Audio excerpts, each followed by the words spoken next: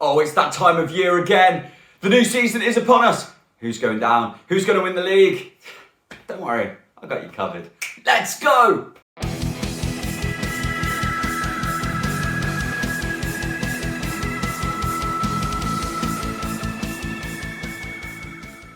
Hey guys, how you doing? FMDale here, and welcome to the channel. If you haven't already, please do like, subscribe, and do all the beautiful stuff. We are back.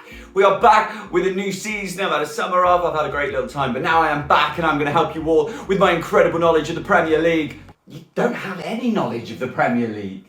Yeah, I have great knowledge, so don't know what he's talking about.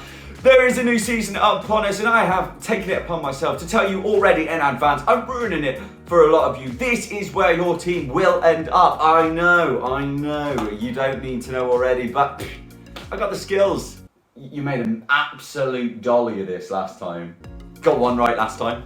One right. So, shocking. This year, I'm going to do it slightly differently. Instead of going team by team, I'm going to give it in a bit of a bunch. So I'm going to give you my bottom three straight away.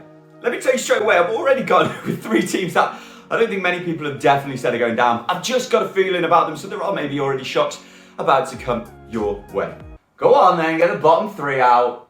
So bottom, I think, is going to be Norwich. I think they're going to finish 20th, with Crystal Palace in 19 and Southampton in 18. That's right, I think those three teams are the ones who will be going down this season. Wait, what are you even on?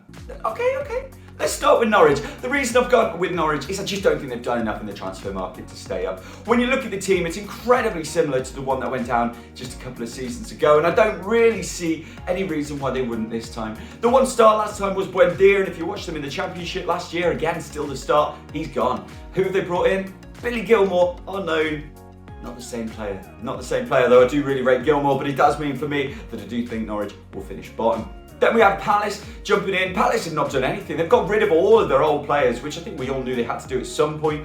But Vieira's come into a sinking ship, if you ask me. They've not brought in anybody of real worth or real note. And at the moment, it's just a big worry down there at Crystal Palace that they just won't kick on in any way, shape or form. I don't see this being a good year for Palace at all. Talking about teams that I don't think have kicked on, that's definitely Southampton. Southampton haven't kicked on this season at all. There's always talk about players leaving their team. Letting Ings go to Villa is just tells you exactly where Southampton are. I think if Vestergaard goes, which is as I'm chatting to you, that is the talk. He might be going to Leicester. It's very, very worrying times at Southampton. Bringing in Borja from Chelsea on loan as a striker, I think it's a great little deal for a Championship team. Is he good enough to jump right into the Premier League? Just not sure. A bit of a worry, but also I've gone a little bit different there. Let me know what you think about my bottom three. Do you think that right? Should we go to the ones who just missed out? I can't believe you're saying that Brentford is staying up. I mean, that is ridiculous. Let's go to the teams that I think are just going to stay up. So we're going to look at 17, 16, 15 and 14. That's four more teams. How are they just staying up? Okay, I do say, fair point. I do think that this season's going to be really tight at the bottom. I think this is the side of the league this season that we are going to be paying more attention to. So, who do I think 17th? Well, I think that is going to have to be the one and only. Yeah. Brentford, of course. I think Brentford are just going to stay up. I feel like this is one of those last game of the seasons. Brentford will stay up just by the skin of their teeth, and we will all love it. Followed by, ahead of them just will be Watford. I do think Watford had a Premier League team when they went down. They just didn't click it together. Losing managers, changing managers. Well, hopefully this time, if they could just get their players to do exactly what they should have done the year they went down, they will be absolutely fine. They have top quality in that team, so I think they will stay up with ease. Top quality in the Watford team. Are you even? Above them in 15th is Brighton. Now Brighton for me are again another one. This could go down to the last game of the season. I do feel like this amalgamation of teams could go in any order. I think this is definitely the bottom area, but they've got a good manager. Everyone seems to be putting their goalkeeper into the fantasy football team. So look, maybe it's a good season for Brighton. I do worry about Brighton. They were one that I was definitely thinking could be in the relegation zone this year, but I've gone and put them in 15th. 14th, I have put Newcastle United. Again, another team that I don't think I've really kicked on, but I don't think they are going to be with the others. I think when they've got a full team, they're definitely a mid-table Premier League team. The issue is the injuries that they had last season. I don't see them going down. I don't see them in the trouble this year. And they got out of it last year when they looked dead and buried. So, mid-table mediocrity for Newcastle. Now we're going for that mid-table mediocrity from 10th all the way to 13th. The next 4 teams we're going with. In 13th, I've put Burnley. I think this season for Burnley is just a classic Burnley season. There's teams worse than them, and I think the fact that they'll stay structured will do exactly what it always does for Burnley, and they will stay up. Not much to talk about with them, is there? 12th, I've gone with Wolves. Wolves can't be as bad as they were last season. And if they can keep Jimenez and he stays fit and everything's good with that, and we do hope it is, they are going to easily get to 12th, I think. No issues there. Haven't lost any of the big players yet. I'm not sure how they're keeping Ruben Neves at this point, but they've not lost him. So without losing him, an easy position in 12th. In 11th, I have gone with Aston Villa. I tipped Villa to be relegated last season, and that was a big mistake. But, it was a bad one, wasn't it? Yeah, but they've lost Grealish, all right? Now, some people will say it's not that big a deal. He's just one player. He's a team. He's a team within himself. But a lot of people are saying that they have got Wendy and he's going to be a nice little cover. And then Bailey, which is a great signing to be fair, and Ings. They have reinvested this money very, very well. And that's why I put them in 11th. To be honest, that's higher than I was originally going to put them. We've got a long way to go with the transfer window, and it does maybe change some of the people further above. But I think Villa, they're looking like they've had a very, very good one. And if they can get that defence that they had at the start of last season, clicking with Martinez, Mings, Konsa, continuation, you know what I'm saying, I think they can do well. I think 11th is a very good position. There's even a possibility they can get a little bit higher, but I think that's good for them. So in 10th, I've gone with West Ham. Now, look, I'm not a big fan of West Ham.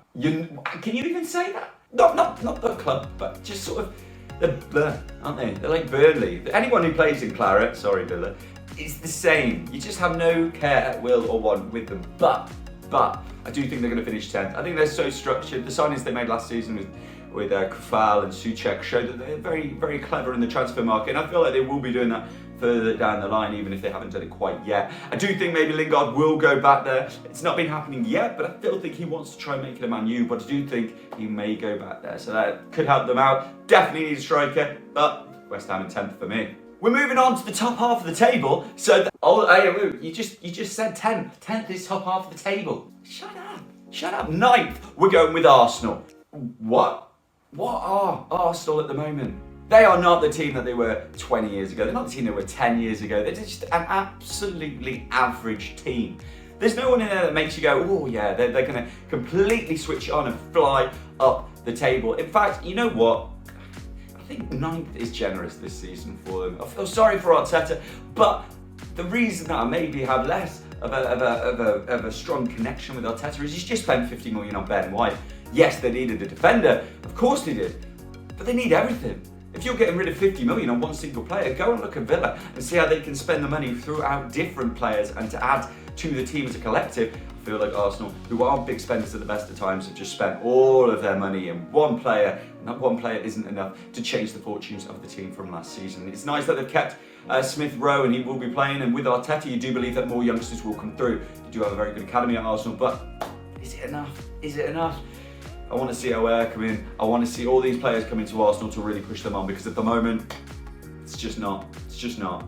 Just above Arsenal in 8th, I've gone with Leeds. I think it's going to be another good season for Leeds. I think Bielsa is the reason it'll be a good season. Everyone knows what you're going to get with Leeds, but there's one thing knowing it and there's one thing stopping it. They've made some very nice signings with Firpo coming in at left back. I think Lewis Bate, I don't know if you guys are aware, the under-23 from Chelsea, such a big player for Chelsea's youth team, and he's come into this Leeds team as well, and I'm hoping he gets a few games to help that central midfield spot, which I do think is a little bit weak if they're missing Calvin Phillips. So hopefully Lewis Bate will come in. They're building for the future.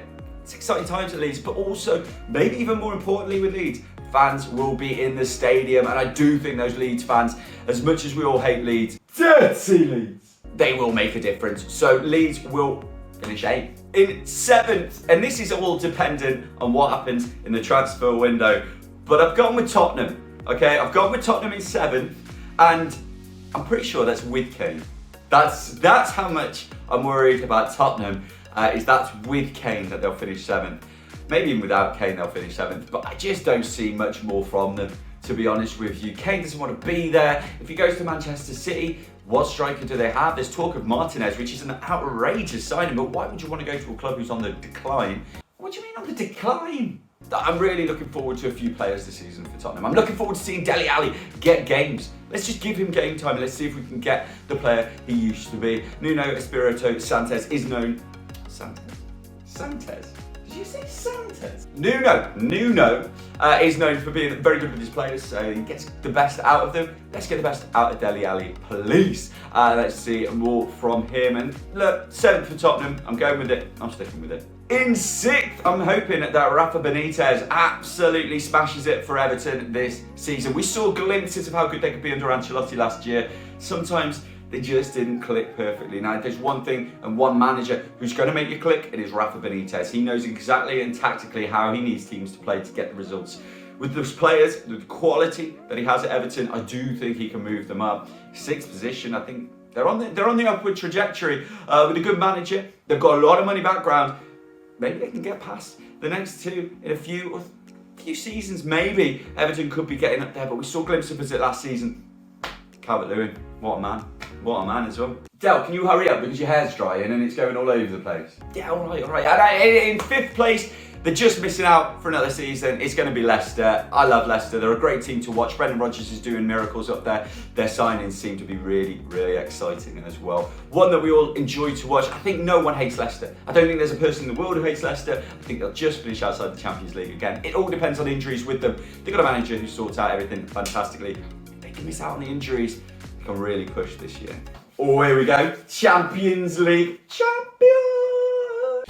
Yeah, and I'm going to probably disappoint quite a few people here because I'm gonna put Liverpool in 4th again. And I mean, this was difficult, and it's only because they haven't strengthened. And I do think the loss of Gini Wijnaldum is massive.